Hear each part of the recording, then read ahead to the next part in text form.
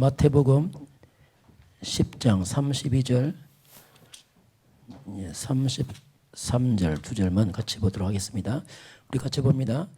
누구든지 사람 앞에서 나를 시인하면 나도 하늘에 계신 내 아버지 앞에서 그를 시인할 것이요 누구든지 사람 앞에서 나를 부인하면 나도 하늘에 계신 내 아버지 앞에서 그를 부인하리라. 아멘. 자, 오늘 말씀의 제목은 말씀 순종할 때 사람을 두려워하지 말라 이렇게 말씀합니다. 사탄은 말씀을 뺏어갑니다. 말씀을 빼앗기면 다 뺏깁니다. 창세기 3장에서 보게 되면 하와가 말씀이 변질됩니다. 하나님 죽는다. 하와는 죽을까? 마귀는 결코 안 죽어요. 결국 이제 말씀을 뺏기면서 말씀 뺏겨버리면 다 잃어버려요. 왜? 길을 모르니까. 그래서 사탄은 말씀을 공격하거든요. 그래서 오늘 하나님은 사람을 통해서 자꾸 말씀을 뺏으려고 사탄이 공격합니다. 하나님 말씀 순종할 때 사람을 두려워하지 말라 이렇게 제목을 보겠습니다. 자, 하나님은 우리가 결국 말씀 따라가는 것밖에 없거든요. 말씀 순종한다고 할 수밖에 없어요. 안 하면은 사단이 노출되기 때문에 말씀 순종할 때 사람을 두려워하지 말라 이렇게 보겠습니다. 신앙생활하면 핍박이 옵니다. 물론 환영을 하지만 어려움이 오기도 합니다. 그 사람을 통하거든요. 그래서 하나님은 이런 가까운 데서 핍박 어려움 올 때에 두려워하지 말라 하면서 왜 우리가 말씀을 전파하고 이 생명의 말씀 살리는 말씀을 전하는데 왜 핍박이 일어날까? 또 우리가 순종하려고 하면은 왜 자꾸 일 못하도록 이런 사건이 벌어질까? 그것은 좀 당연한 겁니다. 그게. 왜냐하면 사탄이 있기 때문에 그렇거든요. 그래서 왜 자꾸 이런 말씀 전할 때 핍박이 일어나냐면 사람들이 거의 종교에 빠져 있습니다. 종교에 빠졌는데 복음을 전하게 되면 충격을 받아버려요. 종교가 내 행위로 열심히 하는데 행위 안 된다. 오직 믿음으로 이렇게 하면 이게 신경질 나요. 그럼 왜 내가 했던 지 행위는 다 뭐냐 도대체. 복음을 되면 충격도 받지만 종교 생활 속에는 이 복음이 들어가게 되면 상당히 여기에 대한 반발심이 생겨요. 바리새인 서기관들이 반발하잖아요. 자기들은 막 율법 지키고 11조 막 했는데 그게 아니라 믿음 하니까 믿음이 싫은 거예요. 자기 행위로 사람들이 칭찬도 받겠는데 그 종교 생활하는 사람이 반발을 해요. 그 핍박이 올 수밖에 없습니다. 꼭 마태복음 10장 16절 보면 양을 꼭 이리 때 보는 것처럼 그 양을 이리 때 보는 것처럼 양은 약하니까 이리 때가 막 잡아먹으려 하잖아요. 그렇게 이제 핍박자는 강해 항상. 그렇게 이제 공격을 하게 됩니다. 그리고 특별히 이제 불순종입니다. 이 불순종의 사람들을 통해서 핍박이 나죠. 공회에 넘겨주기도 하고 마태복음 10장 보면 회당에서 제치기도 하고 마태복음 10장 11절은 이런 불순종의 사람들 특별히 이제 힘 있는 이 권력자들이 이제 핍박을 하죠. 그래서 이제 이 독재자들 이런 사람이 핍박을 하고 왜 나 외에 다른 거 없다 이런 식으로 이제 하기 때문에 이 불순종한 사람들은 이 권력자들 사단은 정사와 권세 잡고 정치 경제 잡고서 이게 회방을 합니다. 그러면서 이제 역시 이제 불신자들 이런 불신자들을 통해서 이런 일들이 이제 벌어집니다. 특히 불신자 가운데 특별히 이제 정사와 권세 잡은 사람들 같은 말이지만 이게 힘 있는 자들 통해서 하고 이런 핍박이 일어나죠. 그리고 이방 종교입니다. 이방 종교도. 복음 전하니까 오직 말하니까 오직 쉬는 거예요. 왜 너희만 구원이 있다 하느냐? 그래서 이제 많은 이제 이방 종교에서 반발하죠. 그래서 이제 특히 모슬렘 같은 경우는 아주 뭐 살벌하게 공격을 하거든요. 또 일반 다른 종교도 자기들도 나름대로 교류했는데 모든 것은 우상이고 종교고 구원은 오직 그리스도 하니까 이게 막 반발해서 이제 이렇게 일어나기도 합니다. 그러면서 이제 가장 가깝게 뭐냐면 불신 가족입니다. 불신 가족에서 이제 각각 핍박이 일어나죠. 이제 뭐 큰 핍박 시단이면은 가까운 데서 이제 이런 데서 10장 21절에 예수님은 장자 형제가 형제를, 아버지가 자식을 죽는 데 내어주고 또 자식이 부모를 대적하여 죽인다, 이런 말이 나와요. 굉장히 무서운 말이죠. 어떻게 보면요. 이 복음이 들어가면요 가장 가깝게는 가족들이 크게 반발합니다. 왜냐하면 오랜 세월 동안 우리 가족들이, 특히 우리나라 같은 제사 아닙니까? 오랜 세월 동안 이 제사를 굉장히 효로 가르쳐왔고 또 부모가 또 제사를 원하고, 뭔가 이 제사가 굉장한 효를 가장하기도 하고 또 죽은 자가 후대를 통해서 죽어서까지 효를 받기 원하거든요. 그 효를 가장하는데 이 제사가 바로 귀신 섬긴다 하니까 막 뒤집어지는 거죠. 뭐 이게. 완전 뭐 이제 부리자식하고 막 하면서 이제 핍박들이 일어나고 이게 일어납니다. 이게. 그런데 뭐 종교나 불순종하는 사람이나 불신자나 이방 종교 가져가자면 실제는 뭐냐면 배후의 사탄 역사입니다.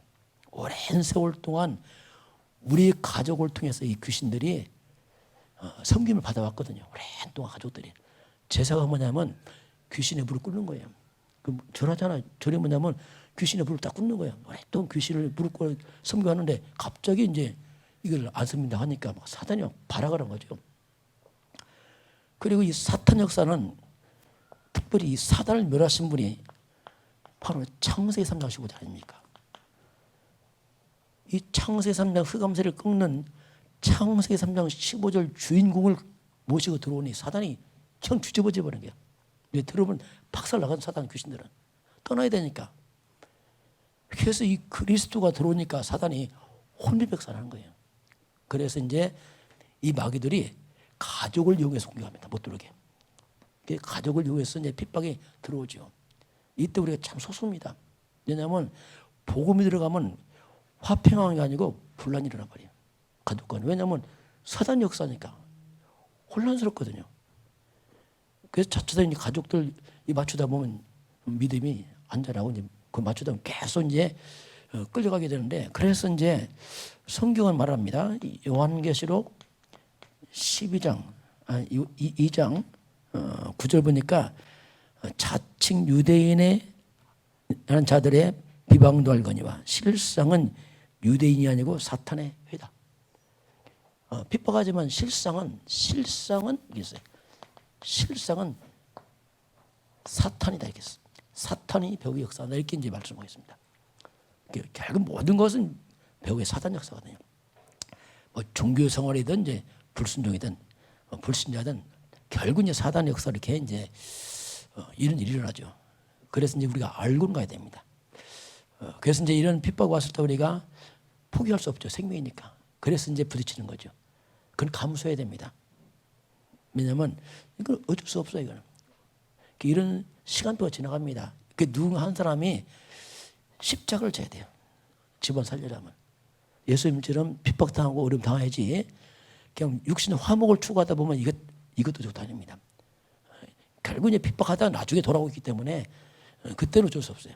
그런 시간표들은 이제 누군가 십자가 져서 고난 당하고 어려움 당하고 욕도 먹고 하는 거지. 이걸 피해서 갈 수 없습니다. 굉장히 이건 일어날 수밖에 없고요. 자,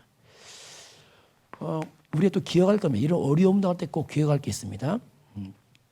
뭘 기억하냐면, 자, 나를 구원하신 예수님도 역시 고통을 당했습니다.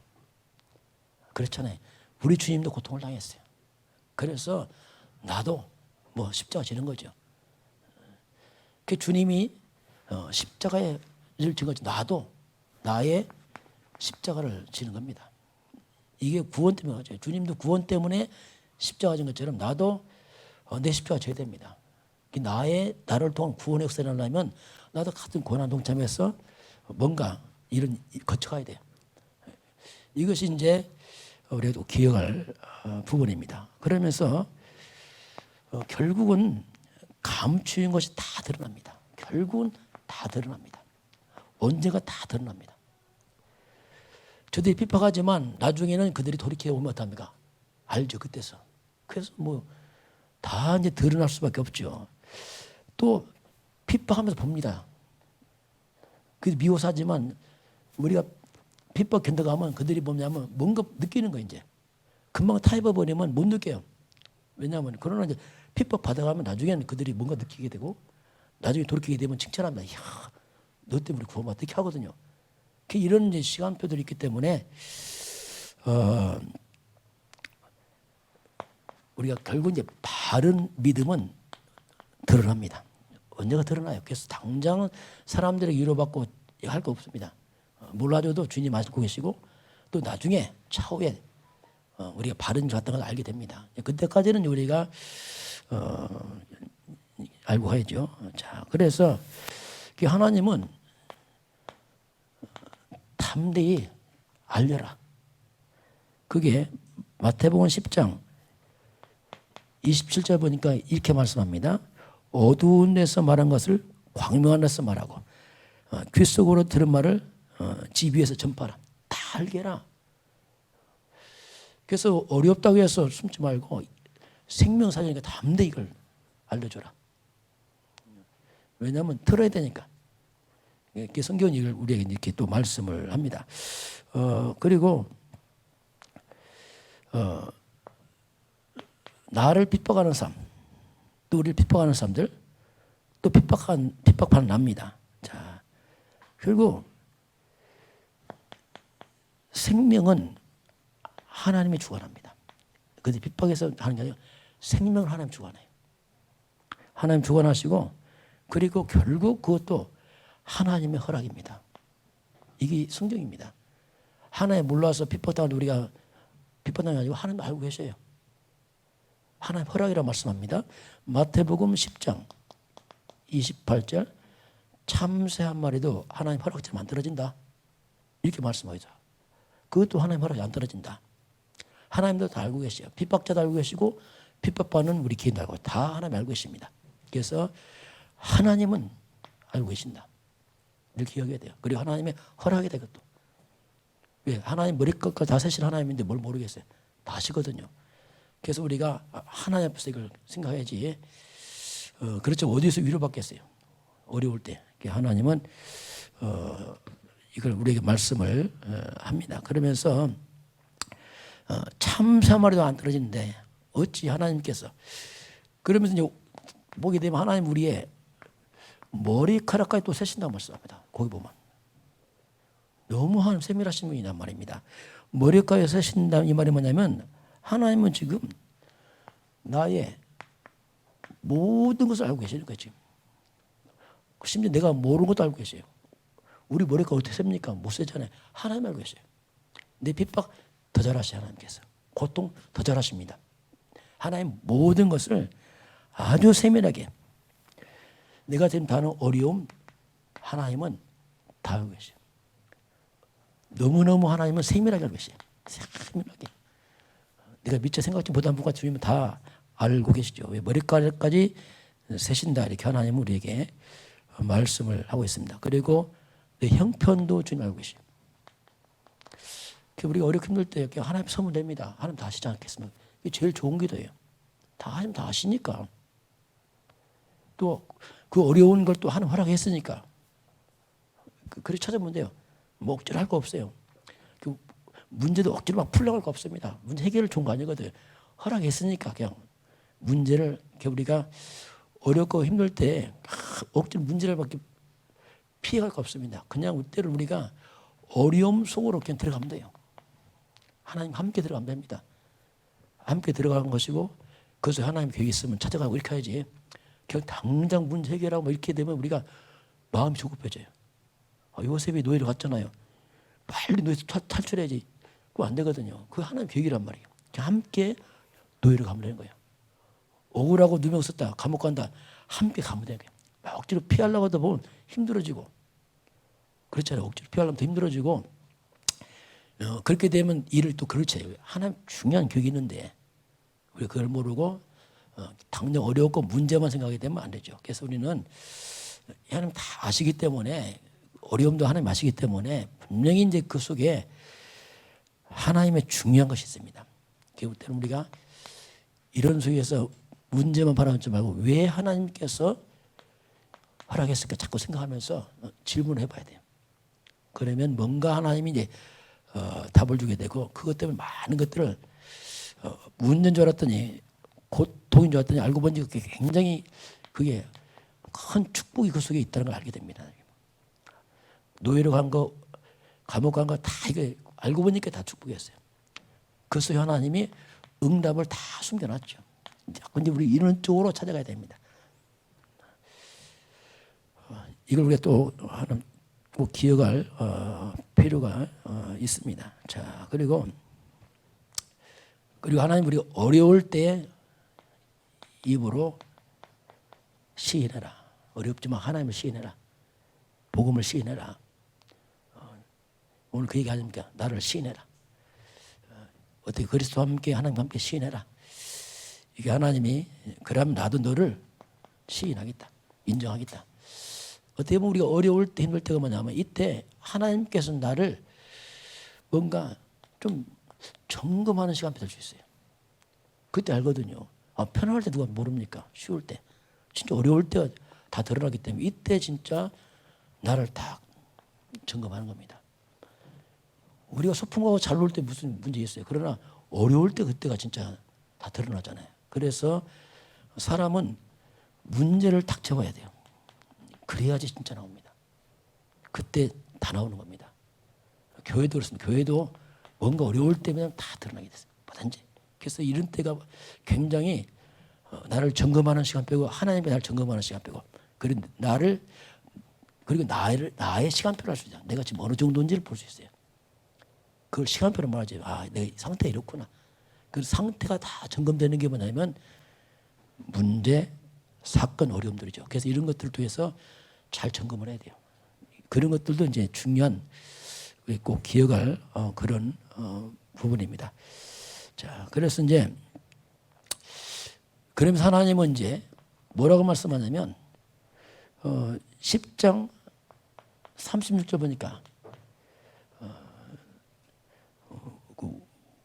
사람의 원수가 자기 집안 식구니 이렇게 말합니다. 자, 이게 참 원수가 하나님은 자기 집안의 식구다 이렇게 말하겠어요. 이렇게.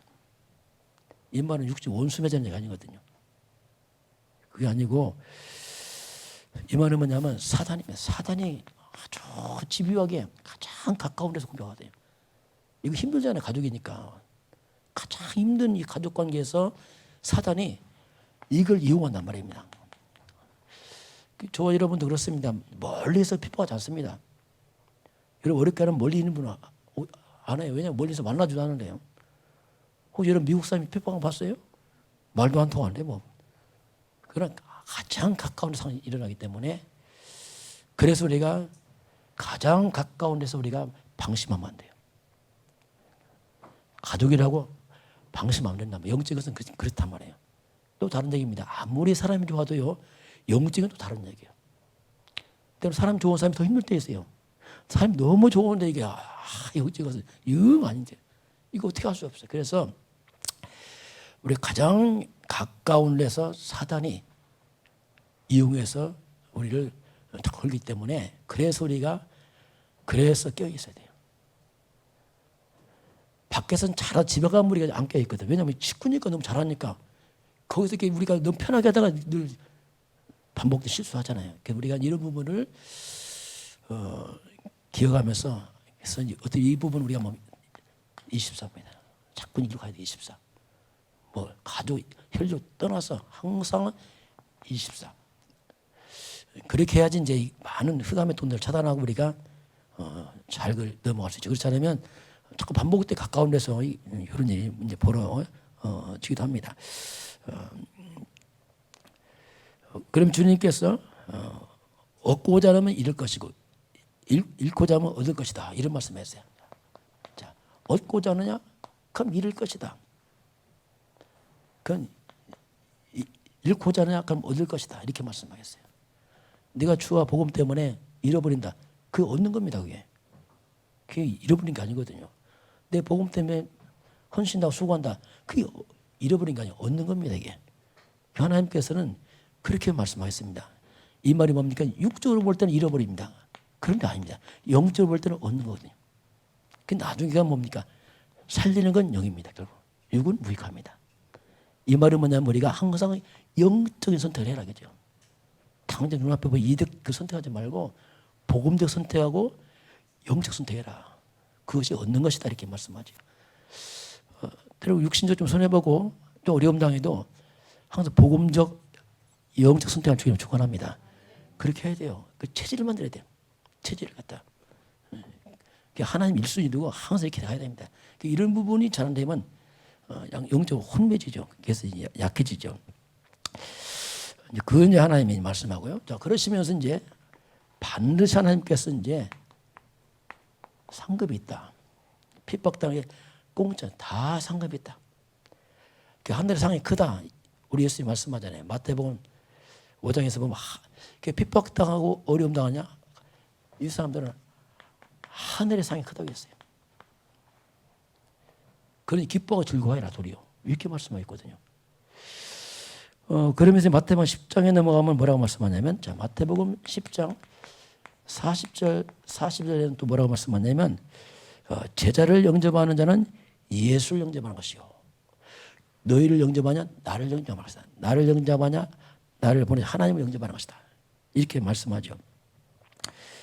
그래서 선지자를 도우면 선지자상을 받을 것이고 의인을 도우면 의인의 상을 받을 것이다, 이렇게 말씀하면서 주님은 너희가 제자의 이름으로, 자, 제자의 이름으로, 자, 냉수 한 그릇이라도 주는 자는 내 결단코 상을 잃지 않겠다. 그럼 이것도 제자의 이름이란 말이 뭐냐면, 이건 크게 뭐냐, 복음입니다. 복음 때문에 하는 것이 말이죠. 막 세상적인 구제가 아니죠. 그런 타처는 다르죠. 우리가 이 돕는 것도 섬기는 것도 잘해야 됩니다. 왜냐하면 그냥 육신적인 말고 진짜 우리는 항상 뭘 하든지 간에 항상 복음 중심으로 해야 돼. 복음 중심. 그 지혜입니다. 복음 밖의 헌신들은 세상에 놓고 없어져 버립니다. 그 복음 중심적 헌신을 알아야 돼요. 우리 전도 선교도 항상 복음 중심으로 해야 된다. 막 끌려서 안 되고, 그래서 항상 우리가 뭐냐면 복음을 점검해야 돼. 진짜 복음이네. 그런 좀 투자를 해야지요. 이걸 무시하고 그냥 육신을 해버린다, 아닙니다. 그건 별거 없어요. 그래서 성도들은, 예를 들면 성도들은 국가에 그렇게 뭡니까, 이렇게 많은 재산 있는 사람들 국가에 이게 내기도 하잖아요. 이게 사회단체. 여러분 내면 안 돼요. 여러분들은 사회생활 국가는요, 세상이 다 책임집니다. 우리는 똑같은 것이지만 항상 기부해도 복음처럼 해야 됩니다.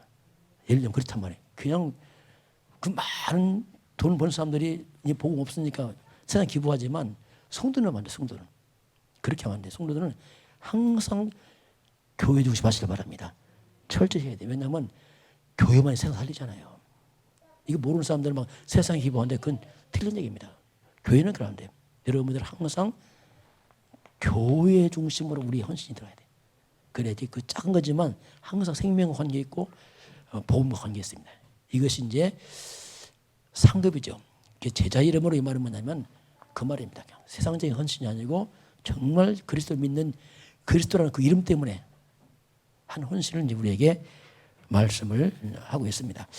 자, 그러면 맞는 얘기지만 베드로를 보겠습니다. 베드로가 예수님의 수제자입니다. 근데 베드로가 실패와 회복을 보겠습니다. 그죠? 핍박 때 어렵잖아요. 실제로. 베드로가 큰 실패를 합니다. 마태복음 26장에 나타납니다. 그게 무슨 얘기냐면 예수님이 이제 마지막 만찬이죠. 자, 예수님이 마지막 만찬을 합니다. 자, 그렇게 하시면서 주님께서 이제 뭐라고 말씀하냐면 너희들이 오늘 밤 나를 부인할 거다. 부인할 것이다. 이렇게 말하니까 베드로가 뭐랍니까? 주여, 쟤들 다 부인, 나는 부인 안 합니다. 절대는 안 하겠습니다. 그렇게 말하잖아요. 예수님 또 뭐라고 말씀하죠? 네가 오늘 닭 울기 전에 세 번 날 부인할 것이다.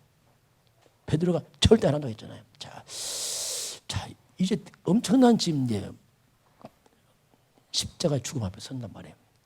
베드로는 절대 안 한다고. 베드로 성격상 또 다혈질 베드로의 특징이 뭐냐면 말부터 해. 왜 급하다 보니까 또 자기가 베드로가 어부다 보니까 또 성깔도 있어요 나름대로. 그러다 보니까 자기 의지로 어떻게 내 예수를 부인하냐 안 한다. 굉장한 각오를 하죠. 그렇게 하신 다음에 바로 어디로 가냐면 겟세마네 동산이 기도하러 가십니다. 예수님께서 같이 가죠. 밤중에 피곤하잖아요. 이때 예수님께서 함께 깨어있어 기도하자. 와보니까 다 자고 있네. 시험에 들지 않게 깨어서 기도해라 하면 너희가 마음이 원하지 몸이 약하구나. 그래서 이들에게 이제 그렇게 하는 사이에서 이제 가룟 유다가 로마 군인들 입고서 예수 잡으러 옵니다. 이런 상황이 벌어지니까 예수님의 자리 다 도망가 버렸어요. 막 잡아 끌고 가니까 베드로는 안 도망가서요. 왜? 말한 책임이 있거든. 끝까지 따라가는데 멀찍이 따라가요. 도망가긴 뭐하고. 또 따라가면 두렵고 멀리 따라갑니다. 따라가다가 예수님이 이제 신문을 받고 여러 가지 핍박받고 있는데 한 여자가 말합니다. 아이가 베드로 보고 당신 보니까 예수님 함께 있었구나 하니까 베드로가 아니다. 절대 나 그렇지 않다. 딱 부인합니다. 또 이제 막 도망가려고 가다 보니까 또 여자가 말해. 당신 분명히 예수님 함께 있었다. 하니까 뭐랍니까? 맹세합니다. 넌 결코 예수님과 함께 있었지 않다. 세 번째 말하니까 베드로가 정말 예수를 막 저주까지 하면서 맹세하고 막 세 번 딱 부인하는데 바로 그때 닭이 울어요. 닭을 울기 전에 했는데 닭 울어서 베드로 같다면 대성 통곡을 합니다. 자, 이게 중요해요. 연약한 베드로 그럴 수 있잖아요. 사람 연약하니까. 그건 중심이 아니고 두려워서 했잖아요. 이때 베드로가 대성 통곡을 해요. 통곡을 해요. 이게 베드로 깨닫는 시간이에요. 뭘 깨닫게 했어요? 정말 예수님 말씀 내가 안 되는구나. 이때 베드로가 자신을 발견해요. 내 힘으로 안 되는구나 이거. 이게 필요합니다. 철저하게. 우리 이게 필요해요. 여러분 의지로 막 정의가 안 된단 말이에요. 정말 우리는 안 되는구나 이거. 여기서 자신을 철저히 바로 보자. 안 되는구나. 얼마나 낙심했더니 다 때려치고 고기 잡으러 갔어요. 나는 안 된다. 그렇게 했어요. 이때 이제 예수님이 시작하는 거죠. 이때 이제 예수님이 찾아오십니다. 고기 잡는 베드로에 가서 찾아와서 네가 날 사랑하느냐? 그러니까 베드로가 옛날 같으면 어떻게 했어요? 정말 저 사랑합니다. 막 이제 말을 못하네. 왜냐하면 세 번 부인했을 때 말을 못하는 거야. 그냥 답변이 뭡니까? 주님이 하십니다. 나는 몰라. 주님이 하십니다. 세 번씩 물으면 주님이 하십니다. 이제는 자기를 못 믿겠어. 내 말을. 그렇게 하면서 이제 다시 예수님이 베드로 불러서 이제 사역이 시작됩니다. 그러면서 이제 어린 양을 먹이라 하면서 베드로에게 사명을 주죠. 그러면서 이제 어떻게 시작되냐면 40일 동안 예수님께서 부활하신 후에 사도행전 1장 3절 하나님 나라에 말씀합니다. 너희들은 하나님 나라의 일을 해야 된다. 온 땅 흑암을 꺾고 하나님 나라를 확산시켜라. 전 세계 하나님 나라 세계보마 이걸 말씀하죠. 그럼 바로 1장 4절 5절에서 뭐라고 말씀하냐면 예루살렘을 떠나지 말라. 내게 되는 바 아버지 약속을 기다리라. 너는 성령의 능력을 받을 것이다. 이거죠. 주님이 떠나지 말라. 성령이 임하시면 떠나야 된다. 이렇게 말씀합니다. 옛날 같은 베드로 벌써 떠나갔죠. 벌써 성질 급하니까 떠나도 안 돼. 성령이 임해야 된다. 이렇게 말씀하죠. 그런데 아직도 못 깨 제자들이에요. 마지막 예수님 떠나니까 막 조급한 이 제자들이 뭘 질문하냐면 1장 6절 7절 문제 뭐라고 말씀합니까? 예수님 언제 이스라엘 회복됩니까? 언제 회복됩니까? 6절 이렇게 합니다. 다시 말해 이게 뭡니까? 언제 내 문제 해결됩니까? 이거 언제 우리가 로마에서 해방됩니까? 로마 속국이니까 다 걸렸잖아요. 언제 이 문제 해결됩니까? 예수님은 뭐라 했습니까? 성령의 능력만 하니까 이런 관심 없어요. 지금 당장 내 발에 있는 이 문제 언제 해결합니까? 이렇게 말씀하니까 주님께서 하신 말씀이 뭡니까? 7절 8절에서 때와 시는 아버지께 있다. 너희 알 바니다. 오직 성령이 임하시면 권능받고 내 적이나 이렇게 말씀하잖아요. 이게 무슨 말이냐면 네 문제 그건 하나님의 주권이야. 네가 알 바냐. 이건 뭐냐면 모르는 척하는 게 아니고 그건 하나님의 손에 있어. 이건 하나님의 절대 주권 속에 있다. 그 시간표는 하나님의 시간표에 있다. 지금 당장 급한 게 그 문제 해결이 아니고 네게 성령 충만 필요하다. 이렇게 말씀하죠. 이게 이제 베드로가 바뀌는 겁니다. 저와 여러분이 문제가 물론 시급할 수 있겠지만 더 시급한 건 성령 충만입니다. 성령 충만하면 다 문제예요. 아무것도 못합니다. 그래서 주님이 가장 시급한 게 뭐냐면 문제 해결이 아니다. 오직 성령의 힘을 얻어야 된다. 그래야 내 적이 될 거 아니냐. 이걸 이제 주님이 딱 말씀하죠. 알아들었어요. 이제 그래서 1장 14절에 따르면 오직 모여서 10일 동안 집중 기도합니다. 약속 잡고 그렇구나. 성령 충만하라 기도하죠. 그 집중의 시간을 갖습니다.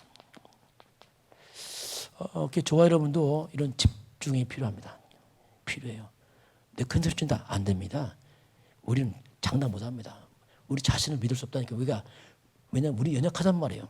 그래서 하나님의 힘이 필요한 거란 말이에요. 집중의 시간이 필요하죠. 그 10일 끝나니까 2장 1절 4절 드디어 오순절 역사가 일어나죠. 오순절 성경에 예언된 오순절의 역사가 임합니다. 성령 충만이 임하면서 완전 바뀌어버려요. 얼마나 배도 담대해졌든지 어떻게 합니까? 이제는 뭐 생을 거서 복음 전하는 일이 바뀌어버리죠. 그렇게 하면서 어떻게 합니까? 나중에 3,000명이 돌아오는 어마어마한 역사가 이제 뒤에 쭉 일어나게 됩니다. 그래서 오늘 우리가 말씀에 순종해야 되지만은 우리 의지는 안 됩니다. 이해해야 돼요. 서로가. 왜냐하면 베드로도 안 되잖아요. 그래서 하나님은 이제 내 힘으로 하는 게 아니고 오직 성령 충만.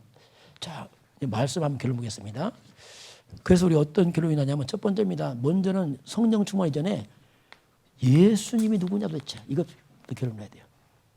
그건 성령은 두 번째 문제입니다. 정말 예수가 누구냐?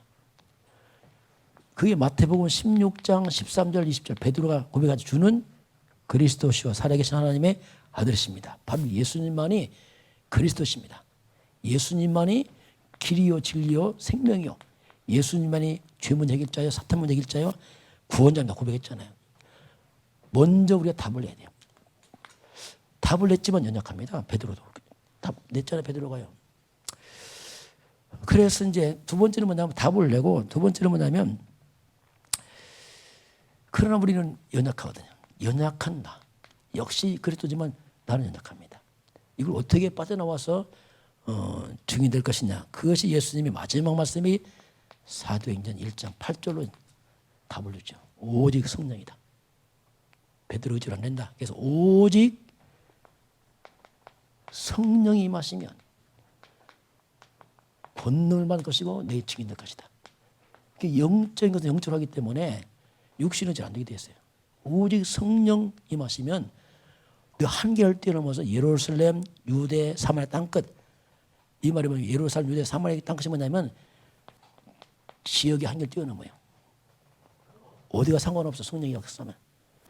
또 사람의 한계 뛰어넘습니다. 어떤 사람만 괜찮아. 영적인 힘이 있으면 그렇습니다. 이걸 이제 주님이 말씀을 하죠. 그래서 오늘 하나님 저와 여러분에게 내 문제 있다 할지라도 문제는 하나님 손에 맡기시기 바랍니다. 맡겨야 돼요. 이거 문제 해결하다 보면요 생각 다 뺏깁니다. 이거 문제 묶여버리면 아무것도 못해. 그건 아버지 때와신 아버지께 있다. 문제는 하나님께 맡기고 가장 시급한 건 문제 해결이 아니고 오직 성령 충만이다. 그 예수님 말씀이에요. 그러면 증이 될 것이다. 또 성령 충만이 하면 문제를 안 보여 또. 그냥 넘어가 버려 그냥. 문제인지 문제가 아니 보니까 이건 문제가 아니야. 이렇게 돼버려요. 이게 성령 역사 이게만 그렇거든요. 그래서 이제 그렇게 해야지 우리가 이제 사명을 감당하죠. 그렇죠? 드디어 이제 어린 양 먹이는 베드로 역사가 일어납니다. 그 다음에 이제 그래도 답을 내고 성령이 충만 회복되니까 이제 사명 감당하는 베드로 이제 다 이제 바뀌잖아요. 자, 그래서 우리에게 베드로만 그렇습니까? 똑같습니다. 다윗도 그랬어요. 다윗도 시간표가 보면은 사무엘상 16장 13절 보니까 사무엘이 기름 뿔병을 가져다 그의 행정 중에서 다윗에게 부었더니 이날 이후로 다윗이 여호와의 크게 임하니라. 그래서 다윗도 이날 이후가 있었어요. 이날 이후 성령의 기름이 임한 이날 이후로 17장에 뒤를 보면 사울의 악신 떠나고 17장 보면 골려 넘어지잖아요. 이날 이후. 이게 필요해요. 우리도 이날 이후가. 이게 필요합니다. 그래서 결국 마지막은 성령의 역사예요. 그리스도로 답을 내고 두 번째는 오직 성령 충만 성령인도. 그러면 우리는 증인이 되게 되어 있습니다. 이게 우리가 할 일이거든요. 뭘 해도 똑같아요. 뭘 해도 똑같습니다. 엘리사의 마지막 기도가 뭡니까? 열왕기하 2장 9절에 나에게 갑절에 성령 역사를 주옵소서. 마지막 엘리야에게 기도 제목이 갑절의 성령 역사거든. 이걸 구하고 이제 엘리야는 떠나고 엘리사가 남아서 그 뒤를 보게 되면 엘리야보다 엘리사가 더 큰 능력이 나타나잖아요. 엄청난 사명을 감당하잖아요. 오늘 하나님은 우리가 말씀에 이제 우리가 순종할 때 사람을 두려워하지 말했지만 사람 다 두려워 믿습니다. 그러나 연약하다 의지하다 그걸 되는 게 아니에요. 그래서 결론 내시고 여러분이 저와 여러분이 그래서 이런 성령에 충만한 이게 바로 왜 뭐냐면 영적 서밋 타임이 필요하단 말이에요. 이런 영적 서밋 타임을 반드시 가져야 돼요. 이건 차이납니다. 안 한다. 아무도 몰라요. 그러나 여러분 개인과 하나님 하십니다. 그래서 이 시간은 뭐냐면 지속해야 돼요. 문제 많은데 문제 많죠. 힘든데 힘들죠. 그러나 이것이 뒤로 가면 안 됩니다. 언제 해결됩니까? 주님의 네 할 바냐. 너는 오직 성령 충만받아. 그래서 이것을 갖다가 우리 삶에 좀 1순위로 좀 두도록 해야 됩니다. 그래야지 우리가 나를 넘어서게 됩니다. 그래 진짜 큰일 날 수 있어요. 그렇지 않으면요 내 한계 수준밖에 못합니다. 우리 뭐 하겠어요. 뭐. 별 큰 못하거든요. 그래서 이제 이 시간을 갖게 되면 다음은 하나님이 우리를 증인으로 세울 줄 믿습니다. 그래서 하나님께 오늘 우리 자신을 너무 과신하지 마시고 연약함 인정하시고 그래서 은혜 잡고 늘 주 앞에 무릎 꿇어 기도하면서 주님의 능력을 회복하시기 바랍니다. 그러면 우리가 하나님 힘을 주십니다. 고힘으로 하는 겁니다. 승리하시기 바랍니다. 지금은 우리 주 예수 그리스도의 은혜와 하나님 아버지의 그 놀라우신 사랑하심과 성령께서 함께 하시고 인도하시고 충만케 하심이 오늘 주 앞에 경배하는 모든 백성들 머리 위에 이 나라의 민족과 저 북녘 땅과 237 나라 위에 지금부터 영원까지 함께 있을지어다. 아멘.